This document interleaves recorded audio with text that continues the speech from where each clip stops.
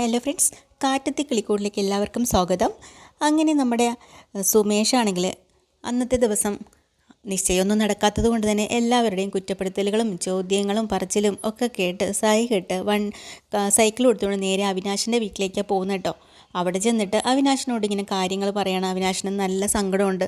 എത്ര പ്രാവശ്യമായി ഇതുപോലെയൊക്കെ ഭായിക്ക് സംഭവിച്ചിട്ട് എനിക്കും അതിൽ നല്ല വിഷമമുണ്ടെന്ന് അവിനാശ് പറയാം. അപ്പോഴത്തേന് സുമേഷ് പറയാം, ഓ ഇതൊന്നും കുഴപ്പമില്ല, എനിക്കിപ്പോൾ ഇതത്ര ശീലമായി, കുറേ പ്രാവശ്യമായിട്ട് ഇതൊക്കെ നടക്കുന്നതല്ലേ, എനിക്ക് ഒന്നും വിധിച്ചിട്ടില്ല എന്നാണ് തോന്നുന്നത്, സമയമാകുമ്പോൾ നടക്കട്ടെ, അല്ലാതെ ഇപ്പോൾ എന്ത് ചെയ്യാൻ പറ്റും. പിന്നെ എനിക്ക് ഒരാഗ്രഹം ഉണ്ടായിരുന്നെന്ന് വെച്ചാൽ ഇപ്പം ചാടിക്കേറി കല്യാണം നടത്തണമെന്നൊന്നും എനിക്ക് ആഗ്രഹം ഉണ്ടായിരുന്നില്ല. പക്ഷേ എൻ്റെ ഹരീഷിൻ്റെ വിവാഹം ആ പെങ്കൊച്ചുമായിട്ട് എനിക്ക് വേറെ വിരോധമൊന്നുമില്ല. അത് വന്ന് കാര്യം പറഞ്ഞു, എൻ്റെ വിവാഹം കഴിഞ്ഞാലേ ഹരീഷ് അവളെ കല്യാണം കഴിക്കുള്ളൂ എന്നുള്ള കാര്യം. അപ്പോൾ ഞാനും വിചാരിച്ചു അതെന്നാ നടക്കട്ടെ, അതിനുവേണ്ടി ഇനി കൂടുതൽ ആലോചിച്ചും കണ്ട് നടക്കണ്ട എന്നും വിചാരിച്ചിട്ടാണ് രണ്ടാം ഘട്ടമാണെങ്കിലും ഇതെങ്കിലും നടക്കട്ടെ എന്ന് വിചാരിച്ചത്. പിന്നെ ഇതിപ്പം നടക്കാതായതുകൊണ്ട് എനിക്ക് യാതൊരു വിഷമമൊന്നുമില്ല. കാര്യം ആ കുട്ടിയായിട്ടത് എനിക്ക് ബ്രോക്കർ ഫോണൊക്കെ തന്നിട്ടുണ്ടായിരുന്നു, ഫോൺ നമ്പർ ഒന്ന് വിളിച്ച് സംസാരിക്കാൻ. ഞാൻ അന്ന് നേരിട്ട് കണ്ട് സംസാരിച്ചത് തന്നെ, അല്ലാതെ ഫോണിൽ വിളിച്ച് സംസാരിക്കുകയോ നമ്മൾ തമ്മിൽ അടുപ്പമോ അങ്ങനെയൊന്നും ഇല്ലായിരുന്നു. അതുകൊണ്ട് തന്നെ ഇത് മുടങ്ങിയെന്നും പറഞ്ഞ് എനിക്ക് വിഷമമൊന്നുമില്ല. പക്ഷേ ഹരീഷിൻ്റെ വിവാഹം നീണ്ടു പോകുമല്ലോ എന്നുള്ളൊരു സങ്കടം മാത്രമേ എനിക്കുള്ളൂ എന്നിങ്ങനെ അവിനാശിനോട് സുമേഷ് കാര്യങ്ങളൊക്കെ പറയാം കേട്ടോ. അപ്പോൾ സുമേഷിനോട് അവിനാശ് പെട്ടെന്ന് അനിയത്തിയെ നോക്കുകയാണ് കേട്ടോ. അനിയത്തിയെ നോക്കിയിട്ട് പറയാ, ഭായി ഞാൻ ഭായിയുടെ കൂടിയിട്ട് തന്നെ ഇപ്പം 8-10 വർഷത്തോളമായി. അന്ന് മുതൽ ഞാൻ കാണുന്നതല്ലേ ഈ മനസ്സ്. നിങ്ങൾക്ക് അനിയന്മാരെന്ന് പറഞ്ഞ ജീവനാണ്, അനിയന്മാർക്കോ ഏട്ടനെന്ന് പറഞ്ഞാൽ നിങ്ങളോടും ജീവനാണ്. അങ്ങോട്ടും ഇങ്ങോട്ടും വിട്ടുകൊടുക്കാതെയാണ് നിങ്ങൾ ഭയങ്കരമായിട്ട് സ്നേഹിക്കുന്നത്. നിങ്ങൾക്കൊരു വിഷമം വരുമ്പോൾ അത് എൻ്റെയും കൂടെ വിഷമം തന്നെയാണ്. ഞാനൊരു കാര്യം അങ്ങോട്ട് പറഞ്ഞോട്ടെ. എന്താ അവിനാശേ, മുമ്പൊരിക്കൽ ഞാൻ സൂചിപ്പിച്ചതാണ്, അന്ന് ഭായി അത് വേണ്ടാന്ന് വെച്ചു നിരസിക്കുക ചെയ്തത്. അത് ഞാൻ ഒന്നും കൂടെ വീണ്ടും ചോദിക്കുകയാണ്. എന്താണ് നീ പറഞ്ഞു അവിനാശേ? അല്ല, നിങ്ങൾക്ക് എൻ്റെ അനിയത്തിയെ തരട്ടെ, കല്യാണം കഴിക്കുമോ നിങ്ങൾ? എനിക്ക് അത് വലിയ സന്തോഷമാണ്, എൻ്റെ അനിയത്തി നിങ്ങൾക്ക് കെട്ടിക്കൂടെ എന്നൊക്കെ ഇങ്ങനെ ചോദിക്കുക കേട്ടോ. ചാന്ദിനിയുടെ മുഖമാണെങ്കിൽ ഒരു 1000 സൂര്യൻ വിരിഞ്ഞതുപോലെ ഇങ്ങനെ തിളങ്ങി നിൽക്കുകയാണ്. നമ്മുടെ സുഭാഷിനും അതൊരു ഞെട്ടലാണ്. ഇത്ര കാര്യമായിട്ട് പെണ്ണ് ചോദിക്കുകയാണല്ലോ. എന്നാലും ആദ്യമൊക്കെ എങ്ങനെ വിട്ടുകൊടുക്കും. എന്താ അവിനാശേ നീ പറയുന്നത്? അതൊന്നും വേണ്ട, മിണ്ടാതിരുന്നേ. അല്ല എന്താ, എൻ്റെ അനിയത്തിക്ക് എന്തെങ്കിലും കുറവുണ്ടോ, അവൾക്ക് എന്തെങ്കിലും കുഴപ്പമുണ്ടോ, നിങ്ങൾക്ക് ഇഷ്ടമല്ലേ അവളെ എന്നൊക്കെ ചോദിക്കുമ്പോൾ അങ്ങനെയൊന്നുമില്ല, അവൾ നല്ല കുട്ടിയാണ്. എൻ്റെ അനിയത്തി കുട്ടിക്ക് നിങ്ങളെപ്പോലെ ഒരാൾ തന്നെ ഭർത്താവായിട്ട് വരുന്നത് എനിക്ക് ഭയങ്കര സന്തോഷമാണ്. നിങ്ങൾക്കറിയാമല്ലോ, നാട്ടിൽ അവൾക്കൊരു വിവാഹം ആലോചിച്ചു, അത് അവൾക്ക് ഇഷ്ടമില്ലാത്തതുകൊണ്ടാണ് അവൾ ഓടി രക്ഷപ്പെട്ട് ഇങ്ങോട്ട് വന്നത്. അപ്പോൾ നിങ്ങളെപ്പോലെ ഒരാളാണ് അവളെ കല്യാണം കഴിക്കുന്നെങ്കിൽ എനിക്കും വലിയ സന്തോഷമാവും. പിന്നെ എൻ്റെ അനിയത്തി ആയതുകൊണ്ട് പറയല്ല കേട്ടോ, അവൾ നല്ല കുട്ടിയാണ്, നല്ല സ്വഭാവമാണ്, അവളെ ആരും തെറ്റ് പറയില്ല. നിങ്ങൾക്ക് നന്നായിട്ട് അവൾ ചേരുകയും ചെയ്യും. നിങ്ങൾ ഒരുമിച്ച് ജീവിക്കാൻ കാണാൻ എനിക്കും ആഗ്രഹമുണ്ട് എന്നൊക്കെ പറയട്ടെ. ചാന്ദിനിക്ക് ഭയങ്കര സന്തോഷം തോന്നുകയാണ്. അവസാനം സുമേഷ് മനസ്സില്ലാ മനസ്സോടുകൂടി അവിനാശിനൊന്ന് നോക്കുകയാണ്. ശരിയെന്നോ പറയണില്ല, എന്നാൽ വേണ്ടാന്നും പറയണില്ല.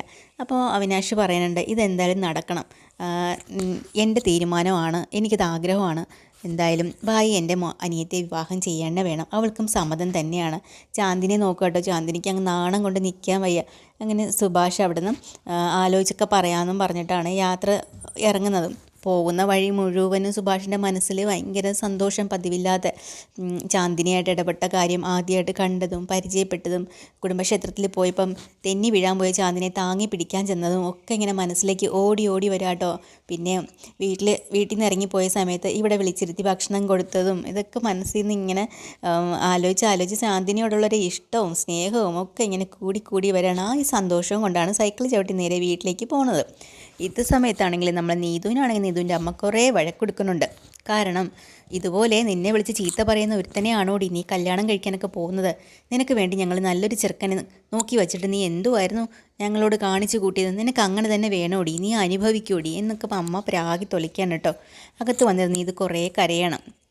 കാരണം നമ്മുടെ ഹരീഷ് പറഞ്ഞ കാര്യങ്ങൾ ഓർത്താണ്.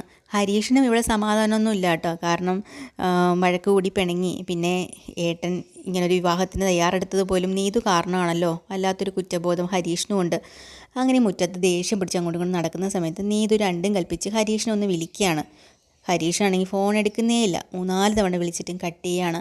അവസാനത്തെ ഒരു കോൾ എടുത്തിട്ട് എന്തുവാടി നീ കിടന്ന് വിളിക്കുന്നത്? നിനക്കവിടെ വേറെ പണിയൊന്നുമില്ലേ മനുഷ്യനെ ശല്യം ചെയ്യാനായിട്ട്? ഹരീഷേ, നീ എന്നോട് ഇങ്ങനെ ചീത്ത പറയല്ലേ, എന്നോടൊന്ന് സ്നേഹത്തോടെ സംസാരിക്കും. എടി, നീ എനിക്കൊരാളോട് ഫോൺ എടുക്കണ്ടെന്ന് വിചാരിച്ച് ഞാൻ ഇരിക്കുമ്പോൾ നീ വീണ്ടും വീണ്ടും വിളിച്ച് എന്നെ ടോർച്ചർ ചെയ്യണേ എന്തിനാണ്? എനിക്ക് പ്രാന്തെടുക്കണം. എനിക്ക് നിന്നോട് സംസാരിക്കാനൊന്നും താല്പര്യമില്ല. എൻ്റെ ഏട്ടനെ കുഴിച്ചടിക്കാൻ നോക്കിയവളല്ലേടി എന്നൊക്കെ പറഞ്ഞും കൊണ്ട് ഹരീഷ് വീണ്ടും ദേഷ്യപ്പെടുക കേട്ടോ. ഇനി മേലിൽ നീ എന്നെ വിളിച്ചു പോകരുതെന്നും പറഞ്ഞ് ഫോൺ കട്ട് ചെയ്തിട്ട് ഹരീഷ് സ്വിച്ച് ഓഫ് ചെയ്ത് വെക്കുകയാണ്. വീണ്ടും നീതു ട്രൈ ചെയ്യണമെങ്കിലും ഫോൺ സ്വിച്ച് ഓഫ്. അങ്ങനെ നീതു ഇരുന്ന് കരഞ്ഞുകൊണ്ടിരിക്കുകയാണ്. രാത്രിയായിട്ട് സുമേഷ് വീട്ടിലെത്തിയില്ലല്ലോ. ഒന്നാമതേ ഇന്ന് കല്യാണം നിശ്ചയം നടക്കാത്തതിൻ്റെ പേരിൽ ഉള്ള വിഷമം കൊണ്ട് ഇറങ്ങിപ്പോയി. ഇനി എന്തെങ്കിലും അബദ്ധം കാണിക്കുമോ എന്നുള്ള പേടിയിൽ നിധിയും നിതീഷും ഒക്കെ ഇങ്ങനെ സംസാരിക്കുകയാണ്.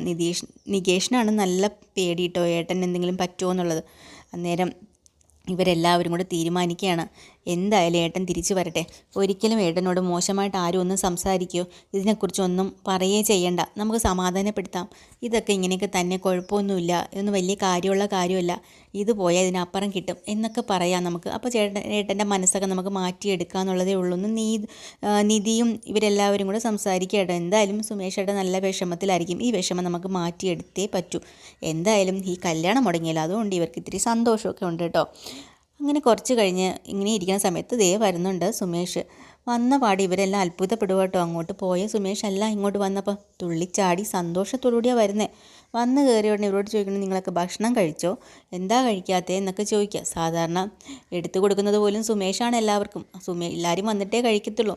അതുപോലും മറന്നിട്ടാണ് ഈ ചോദ്യം കേട്ടോ. അപ്പോൾ തന്നെ സുധീഷ് ചോദിക്കുന്നുണ്ട്, എന്താ ഏട്ടാ ഇങ്ങനെയൊക്കെ ചോദിക്കണേ? ഏട്ടൻ വന്നിട്ടല്ലേ നമ്മളെല്ലാവരും ഒരുമിച്ചിരുന്നല്ലേ ഭക്ഷണം കഴിക്കുള്ളൂ. അതെന്തിനാണ് നിങ്ങൾ വിശന്നിരിക്കുന്നത്? നിങ്ങൾക്ക് എടുത്ത് കഴിച്ചുകൂടെ? നിധി മോളെ, നീ ഒരു കാര്യം ചെയ്യ്, ഭക്ഷണമൊക്കെ എടുത്ത് വെക്കും, നമുക്ക് ഒരുമിച്ചിരുന്ന് കഴിക്കാം, ഞാൻ ഒന്ന് ഡ്രസ്സ് മാറിയിട്ട് വരട്ടെ എന്നും പറഞ്ഞ് സുമേഷ് നേരെ മുറിയിലേക്ക് കയറാൻ കേട്ടോ. ഇവരെല്ലാവരും കൂടെ അത്ഭുതപ്പെട്ടിങ്ങനെ, എന്താ സന്തോഷം, എന്താ ചിരി, എന്തു പറ്റി, എല്ലാം വട്ടായോ എന്ന് ഇവരെയും സംശയിച്ചിരിക്കുകയാണ് കേട്ടോ. അത് കഴിഞ്ഞിട്ട് സുമേഷ് പുറത്തേക്ക് വന്ന് ഇറങ്ങുന്നുണ്ട്. എല്ലാവരും ഫുഡ് കഴിക്കാനിരുന്നു. അങ്ങനെ പ്ലേറ്റ് എടുത്ത് സുമേഷും കഴിക്കുകയാണ്. സുമേഷിന് ചിരി വന്നിട്ട് വയ്യ കേട്ടോ, മനസ്സിലെ സന്തോഷം പിന്നെ നമ്മുടെ ചാന്ദിനെക്കുറിച്ച് ഓർക്കുമ്പോൾ ഉള്ളൊരു നാണവും ഒക്കെ അവിടെ ഇരുന്നുകൊണ്ട് ഇങ്ങനെ എക്സ്പ്രസ് ചെയ്തുകൊണ്ടിരിക്കുക. അന്നേരം തന്നെ സുധീഷ് ചോദിക്കണേ, ഏട്ടാ ഏട്ടൻ എന്താ പറ്റിയ, എന്തെങ്കിലും പ്രശ്നമുണ്ടോ? ഒന്നുമില്ലടാ, എനിക്കൊരു പ്രശ്നമില്ല, ഏട്ടൻ ഹാപ്പിയാണല്ലോ അല്ലേ? പിന്നെ ഭയങ്കര ഹാപ്പിയല്ലേ? എടാ എനിക്കിതിലൊന്നും ഒരു വിഷമമില്ല, അത് പോയെങ്കിൽ പോട്ടെ, അത് പോയാൽ നമുക്ക് വേറെ കിട്ടും, ഒന്ന് പോയാൽ നമുക്ക് അതിലും നല്ലത് തരാനായിരിക്കും വിധിച്ചിരിക്കുന്നത്, അതുകൊണ്ടാണ് അതിനൊന്നും ഓർത്ത് നമ്മൾ കരയേണ്ടേയും വിഷമിക്കേണ്ടേയും കാര്യമൊന്നുമില്ല എന്നൊക്കെ വാതോരാതെ ഇങ്ങനെ പറയുമ്പോൾ നിധിയും സുധീഷും അന്തം വിട്ടു പോവാട്ടോ. എന്നാലും ഏട്ടൻ്റെ ഇത്രയും വലിയ മനസ്സാണ്. എന്തായാലും കണ്ടുപിടിക്കണമെന്ന് നമ്മളെ സുധീഷല്ലേ ആൾ, എന്തായാലും കണ്ടുപിടിച്ചിരിക്കും. അന്ന് രാത്രി തന്നെ അച്ഛനുള്ള ആഹാരമൊക്കെ അടുത്ത് കൊണ്ട് കൊടുക്കുന്നുണ്ട്. ഭാസ്കരൻ അവിടെ പാട്ടും വെച്ച് കേട്ടോണ്ടിരിക്കുക കേട്ടോ. എന്നിട്ട് ഭാസ്കരൻ എൻ്റെ ഇടയ്ക്ക് വെള്ളം അടിക്കുകയും ചെയ്യുന്നുണ്ട്. സുമേഷ് ഒന്ന് വഴക്ക് കൊടുക്കുന്നുണ്ട്, എന്തിനാണ് ഇങ്ങനെ ആഹാരം കൊണ്ട് തന്നപ്പോൾ അത് കഴിച്ചാൽ പോരെ, അതിനിടയിൽ കൂടെ എന്തിനാണ് മദ്യപിക്കുന്നത്? എനിക്കൊന്ന് കഴിച്ചാലേ ഉറക്കം വരുള്ളൂടാ, അതുകൊണ്ടാണെന്ന് പറയാം കേട്ടോ. തൊട്ടിപ്പുറത്ത് പടിയിലേക്ക് വന്നിരുന്നത് സുമേഷാണെങ്കിൽ ചാന്ദിനെക്കുറിച്ച് ഓർത്തോർത്ത് ചിരിച്ചിരിക്കാൻ കേട്ടോ. അന്നേരം ഭാസ്കരൻ ഇത് കണ്ടുപിടിക്കുക, എന്താടാ നീ ഇങ്ങനെ ഒറ്റയ്ക്കിരുന്ന് ചിരിക്കണം, നിനക്ക് എന്തെങ്കിലും വട്ടായോ, നിനക്ക് പ്രശ്നമുണ്ടോ? ഇപ്പോൾ പറഞ്ഞാൽ സുധീഷിനെ ആരെങ്കിലും വിട്ട് വണ്ടി പിടിപ്പിച്ച് നിന്നെ ആശുപത്രിയിൽ കൊണ്ടുപോവാം, കാര്യം പറ. പോ വച്ചാ, ഒന്നുമില്ല എന്നും പറഞ്ഞ് സുമേഷ് അവിടെ നിന്ന് തടിതപ്പാട്ടോ. ഭാസ്കരൻ അന്തം വിട്ട് നിൽക്കുകയാണ്. എന്താണ് ഇവന് പറ്റിയത്? ദൈവമേ, കിളി പോയ ഐശ്വര്യ എന്നും പറഞ്ഞുകൊണ്ട് ഭാസ്കരൻ മോനോട് പറയാൻ, എടാ നിനക്ക് സമാധാനം ഇല്ലേ ഇന്നത്തെ പ്രശ്നം ആലോചിച്ച്? അങ്ങനെയാണെങ്കിൽ നിനക്ക് വാ, ഞാൻ ഒരു പെഗ് ഒഴിച്ച് തരാമെന്ന്. അപ്പോൾ സുമേഷ് പറയാം, വേണ്ട, ഒന്ന് പോയാച്ചാ, എനിക്കതൊന്നും വേണ്ട, എനിക്കല്ലാതെ തന്നെ ഉറക്കം വന്നോളൂ, എനിക്കിപ്പോൾ നല്ല ഉറക്കം വന്നിരിക്കുകയാണ്, ചെന്ന് കിടന്നാൽ മതി, ഞാൻ ഉറങ്ങിക്കോളൂ എന്ന് പറഞ്ഞിട്ട് സുമേഷ് അവിടെ നിന്നും പോവാട്ടോ. ഇതൊക്കെയാണ് ഇന്നത്തെ എപ്പിസോഡിൽ. ഡീറ്റെയിൽഡ് എപ്പിസോഡുമായിട്ട് വീണ്ടും വരാം. ചാനൽ ഇഷ്ടമായി ലൈക്ക് ചെയ്യുക, സബ്സ്ക്രൈബ് ചെയ്യുക. Thank you.